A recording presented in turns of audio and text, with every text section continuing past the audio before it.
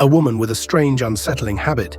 Each time she feeds her baby, she first pumps her breast's milk into a bottle, adding 2 drops of corpse oil before feeding it to the child. This ritual, she believes, will make the baby's flesh soft and tender. One day she prepares to feed her twin boys as usual, but her house is infiltrated by 2 thieves. One sneaks in and, finding the younger twin asleep on the floor, quietly steals him away. The other thief follows their mother into another room when the mother steps to the window and notices a suspicious car parked outside. She hesitates. The thief uses the moment to reach for the older twin. But then something horrific happens. The mother stops dead in her tracks. Her eyes turn a haunting milky white, and as she lets out a piercing scream, the thief inside the car sees something horrifying.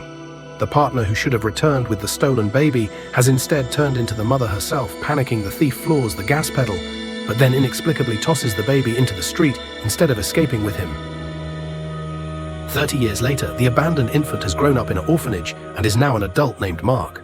While going about his day, he receives a shocking text message. The DNA test has matched him with a man named Mike, who could be a long-lost relative. Thrilled, Mark is about to reach out when a strange shiver runs down his spine. Suddenly, he glimpses an elderly, ghostly woman glaring at him from across the room. Before his eyes, she merges into the wall, disappearing in a trail of blood.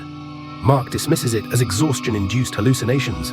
But as the day goes on, it becomes clear that this haunting presence is very real. After a call with his girlfriend, he receives an unexpected call from Mike, who sounds eager, almost desperate to meet him. Encouraged, Mark and his girlfriend embarked on a road trip to finally uncover his past. However, just before reaching their destination, their GPS malfunctions, leaving them lost in a remote area.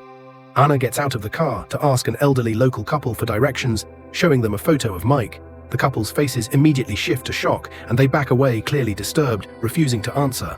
Confused but determined, Mark and Anna press on and eventually find their way to Mike's isolated mansion.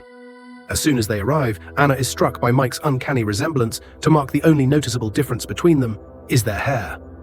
Inside the mansion, Mark is drawn to a photo of a beautiful woman whom he assumes is Mike's partner.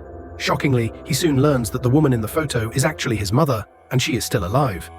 When Mark insists on meeting her, Mike leads Mark down a long, dim corridor to a room at the very end. As Mark steps inside, he is confronted with a sight so terrifying it chills him to the bone.